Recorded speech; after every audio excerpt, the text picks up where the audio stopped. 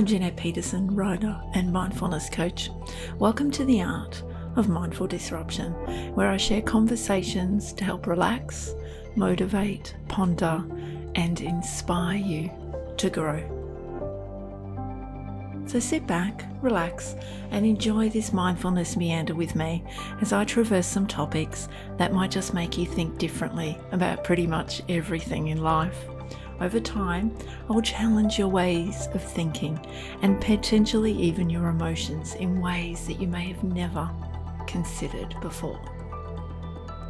You see, mindful disruption is not about chasing solutions. It's more about building awareness and allowing the solutions to find you. So let's take some long, slow, deep breaths together just to center our attention, calm our nervous system so that we can be fully present. Because we know that being present in the here and now is the best place to begin. So I just want you to take those long, slow, deep breaths, feeling them right into your belly, all the way down, really deep and long, breathing in. Feeling that air as it enters through your nose and breathing out. Feeling the air as it leaves your body. Just two more long, slow, deep breaths. Breathing in. Feeling the benefit of the air as it goes deep into your body, and as you breathe out through your nose, just allow the tension to disappear so that you can relax and be present. One more, breathing in, long and slow. Feeling the air as it fills up your body, and as you breathe out, allow any residual tension to leave your body.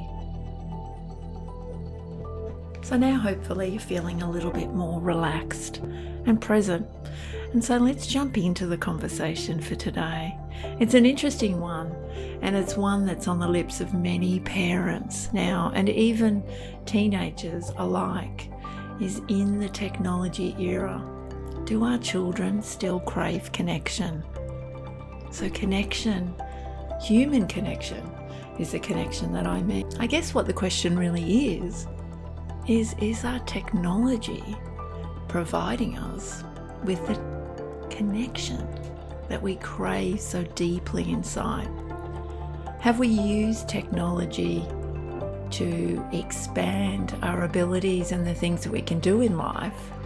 Or has technology become our crutch for connection? And is it fulfilling the requirements that we crave in that human connection? Has it become not so human? And has it become unrealistic? These are all many of the questions that I get asked, and I imagine many of us are asking ourselves all the time as our children become deeply embedded in this technology-driven era that feels like it's almost on hyperspeed as it grows and grows. You see, in a way that we were never affected, and yes, I'm showing my age, but children are bombarded constantly with a never-ending stream of content. And for many children, this is a lot to take in because there are simply no stopping points. And these stopping points are incredibly important in life. Now, before technology, and I'm not saying that before technology was good, but there are some elements that did exist before that potentially maybe we've lost, and maybe they were good and they would be worthwhile for us to carry forward with this amazing, wonderful technology that's leading us on the cutting edge of growth and taking us into spaces that we'd never been before. So what did these stopping points look like? Well, if you compare my childhood to the average childhood now, I read books, so mine were paper versions of books. Now, there are some children's books that are obviously still available in the printed format, but in the technology-driven era that we're supercharging and that we're racing towards at an incredible fast pace, is to have all these electronically.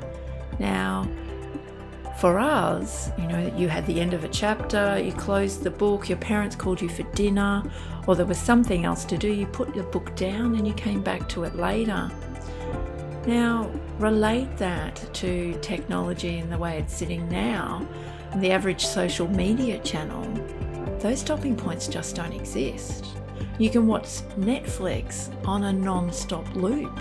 It just brings episode after episode. Now, many years ago, you would wait an entire week before the next episode would come on TV. So there was these big long pauses between gaining the information, absorbing it, and then gaining the next piece of information. So in a way, our children are being forced to absorb high volumes of information in short spaces of time with no gaps and no spaces to take that in. Now, there's lots of arguments that can be said around whether this is good or whether this is bad, but a lot of the science and the big conversations that are being had out in the world is that we don't really know yet what the implications are going to be for our children that have grown up exclusively in this space. So this lack of stopping points can create a lot of stress and a lot of anxiety in children's lives because they become tired and fatigued. I mean, children very young are absorbing high levels of social media, and they're still growing, they're still developing as human beings. So they're learning still some of the most basic functions that will carry them right through life. And while they're trying to learn that, and they're gaining concrete pathways, neurological pathways in their brain for the functions that they're going to have in life, and still absorbing all this content, we have to sit back and say, this is a lot of expectation we're putting on them. So potentially it's having a problem on children's self-esteem and their ability to remain positive, because unfortunately a lot of the messages that are delivered in social media, many of them are very positive and very nice and very uplifting, but a lot of them are very judgmental and create compartmentalization. So we put people into boxes. So we create these spaces of, is she prettier than I am? Is she slimmer than I am? Is he smarter than I am? There's so many different boxes that children are being pressured into and squeezed into. So it's almost like the peer pressure that children would have suffered, say, 20 years ago in their small circle of people is quite significantly different than potentially the level of peer pressure that can be applied from an international group of peers. So we're talking a completely different space here, and we're talking about completely different things. So it's not just that in a different era, children are experiencing different things before, and it's not the argument of, oh, when I was young things were different. That's not relevant either, but it's about understanding potentially what are some of these impacts and how can you rein it in and yet still be part of that beautiful participative process around the benefits and the value that technology brings us into this space. And it is possible to improve and foster some amazing skills in connection. So children really need our support more than ever through good leadership. I bet as a parent, one often doesn't think about leadership as being something that kind of occurs at home too much. You're probably thinking that it's a work kind of thing, right? But in actual fact, leadership is just as important in the home environment as it is at work. we're in a prime opportunity in life when we're parents, or even an adult around young children, is to provide a role model. Now, if you're wanting your children to interact and engage and learn those social interaction skills just as much as you want them to learn to be able to survive in the technology era, well, we kind of need to lead by example, right? So if we're taking our kids out and expecting them to play in the park, and yet we're barely lifting up from our phone embedded in social media, how do we expect them to build those skills if we're not replicating those skills ourselves? So the first point of reference is to look back and see, okay, have I lost some of these skills for myself? And by me losing some of these skills, am I actually transferring some of that onto my children? And then is this being exacerbated by them being so ingrained in this technology space that they're not developing some skills as well? So is this kind of the double edge of a sword? It's both a learning problem and a social and cultural conditioning problem as well. So what do we do? How do we cope with the technology era that is rushing at us like a freight train moving at high speed? It's grabbing us through screen addiction and often making us completely unable to switch off. From everything negative, there is equally always benefit. So what do we do? There are now 2 generations completely engrossed in technology, from school to home and play, because it is literally in everything we seem to do. We are still yet to understand these effects, but we can lean in closer and begin to have conversations to understand what role we can play in creating technology as a great space for our children to grow up, and in fact for us to maintain our life, but yet still maintain the beautiful qualities of connections that make us human. So in our amazing technology-driven era, we can seek those answers to absolutely anything that we want, because this information now is completely available at our fingertips, giving us unprecedented access to knowledge. Now, if used well, it could transform our society and the world we live in for the better, right? The question to ask yourself is, are your children using technology to learn and grow, or are they using it to numb themselves with mindless, unhelpful rubbish? Now, that's not to say that everything that's available to them is that, but understanding what your children are accessing and potentially what you're accessing in front of your children might help you to understand a little bit closer to whether it is the first, learn and grow, or the latter, numbing. Now, the word numbing is an interesting word to use in this space. And I don't use it lightly, but we're doing a lot of numbing. And as I sit in amongst COVID and all the roll-on effects that seem to continue in this new world that we're living in, that unfortunately I see numbing all around me. I see people escaping from the world because they're not satisfied with the world that they live in, that they're frustrated, irritated, annoyed, and confused. Now, a lot of the information that comes at us tends to cause this and exacerbate this, but we have a lot more control over what we see than what we think we do. We can switch off from these things. We can switch off from social media, we can switch off from TV, and we can pick and choose the things that we want to watch. If we pick the things that help us to grow and expand, we potentially could be making better choices. But if we're constantly feeling a desire to be numbed, then this is a question that, as humanity, we need to ask ourselves. Do we want to walk through life feeling numb? I personally would prefer to experience life and all the beauty and all the things that unfold. In fact, right amongst COVID and everything that's going on in the world, there still is beauty. There still is amazing things that exist. Right from the tiniest little thing to some of the most significant things that happen in life. And they're occurring all around us. But if we're busy numbing ourselves from the pain and the suffering that seems to be delivered to us en masse in social media, on the TV, and the sad and unhappy news that seems to arrive at our doorstep continually, well, then we miss all these other things.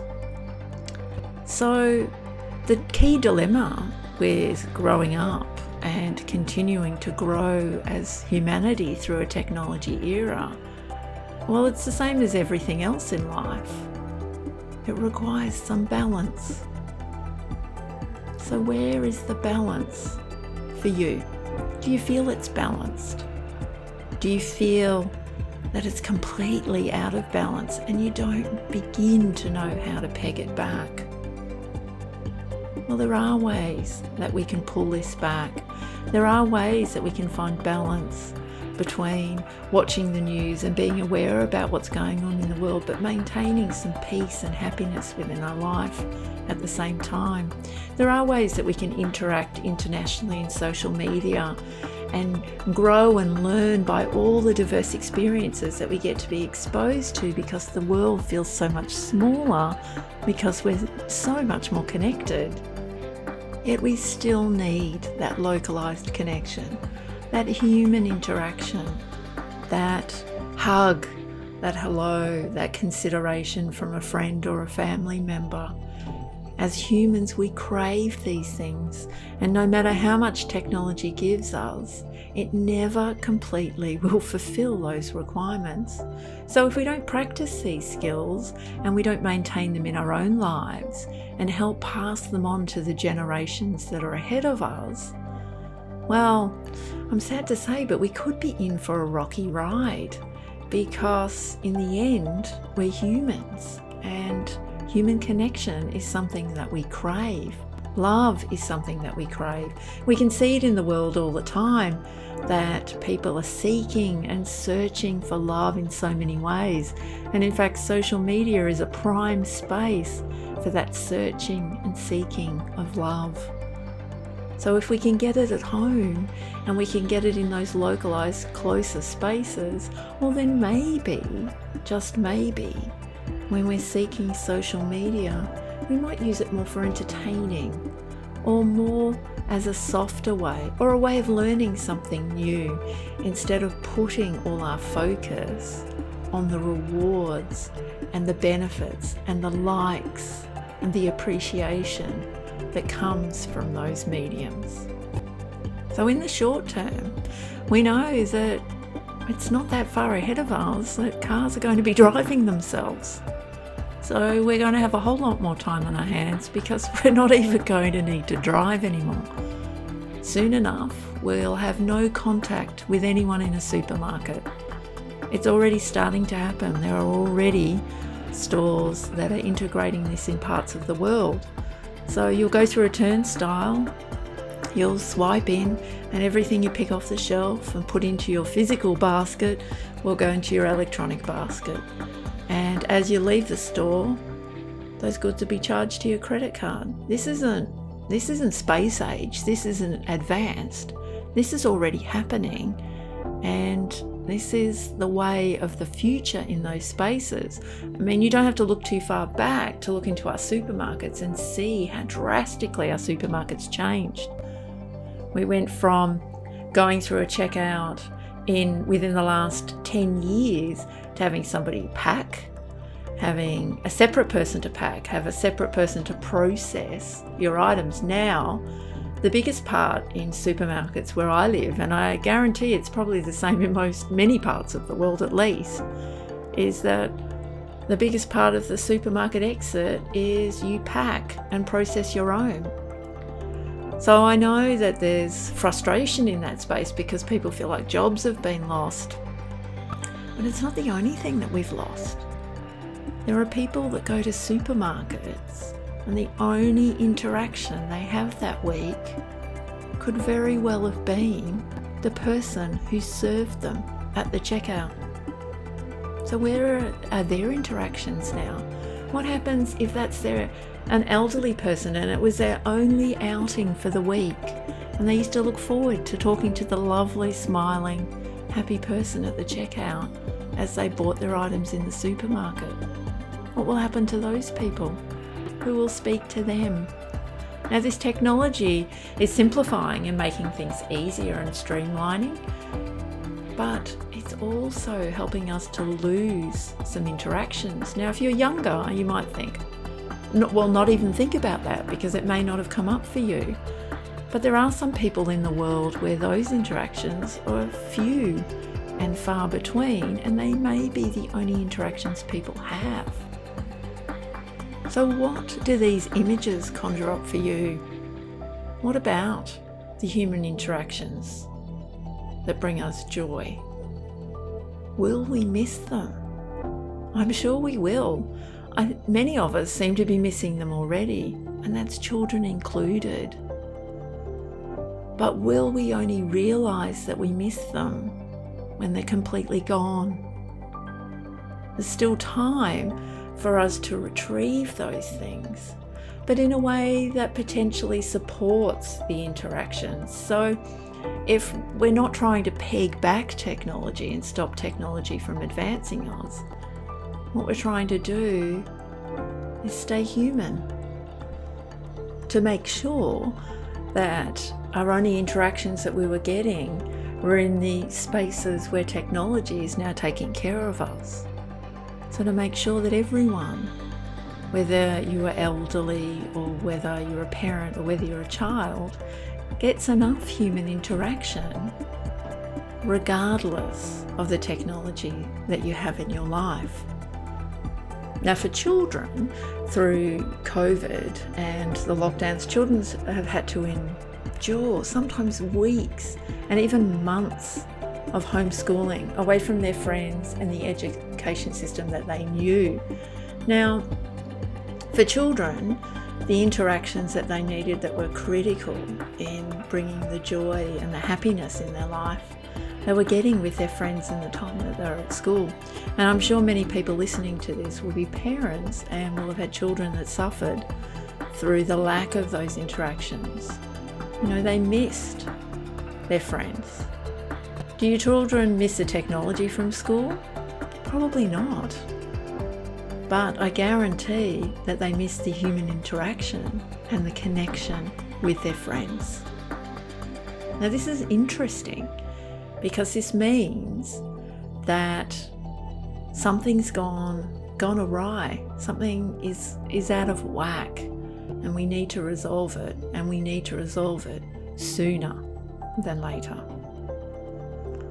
So the lesson of COVID could very well be a pointer to help us understand that we need to stay human regardless of technology, that maybe we were missing the interactions that we were having as humans more than we realized, that we were thinking that the technology was covering it, but that's because we were just getting all this interaction that maybe we took for granted. And when suddenly we couldn't have that interaction anymore, that we realized something was missing, and that technology and being stuck at home and having to try to get all of that interaction electronically really wasn't working for us at all. So what do I mean when I'm talking about human interaction? Well, I'm talking about soft skills, those skills that we're taught through engaging with others, through listening, through understanding, through acceptance, all these skills that are essential for us to engage person to person. We all long for that connection, and it simply can't be achieved through technology. So what do we need to do? We need to take time with our children to foster connection, along with the soft skills that are required to maintain it, despite the growth of technology. If we don't, one day we will suddenly realise that we lost the most vital human ability that exists within us all, human connection. And I sincerely hope that this day never comes. So there are many things that we can do as individuals, parents, friends, grandparents, aunts, uncles, to promote and foster this human interaction. Create space for it in our lives and make it an important part of our future moving forward.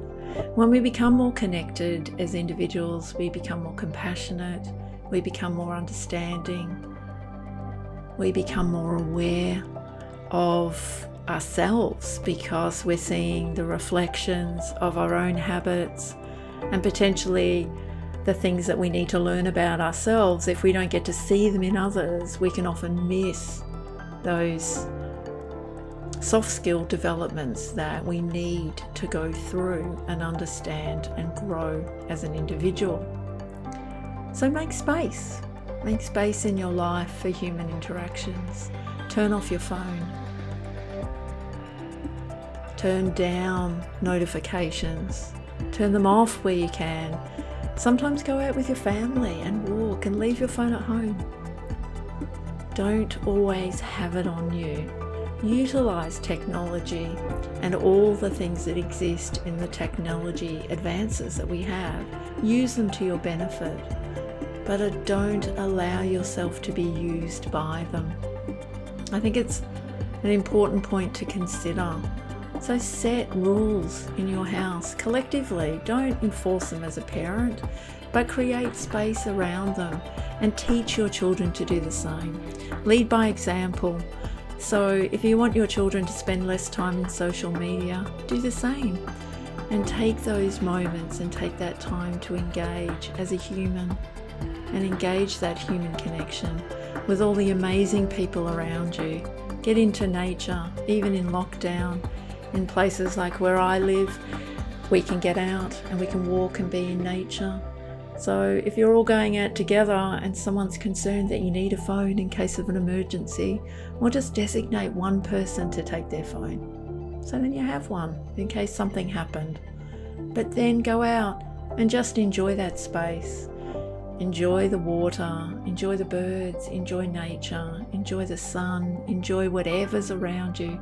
You might be pleasantly surprised at what you see out in the world that you missed because you had your head down in a phone, or you were more concerned about taking a photograph of it than you were about enjoying it.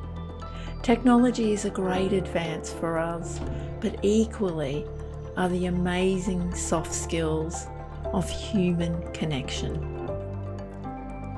So as we move forward collectively in this world, let's bring them both forward together. It's not a requirement of one or the other. It's simply about finding balance and creating harmony in life so we can achieve this together. We are humans after all, so our collective humanity is potentially what has brought us technology in the first place. Our ability to grow and expand and discover new frontiers where technology is taking us is part of the human growth. So let's not abandon what got us here in the first place. Let's take it forward and make the world great with technology and humanity side by side. I hope today that you've enjoyed this mindfulness meander with me. And as you progress forward through life, you consider your human connection alongside your connection with technology. If you'd like to know more about mindfulness and how it can help you in your life, this meander that you're listening to is on the YouTube channel, The Art of Mindful Disruption. I also have a blog of the same name, so if you're a reader, you can read The Art of Mindful Disruption. It's quite easy to find. And I look forward to the next time if you'd like to join me again and we can work our way through mindfulness and the beautiful journey that it can take us all on life together, one topic at a time. Thanks for joining me.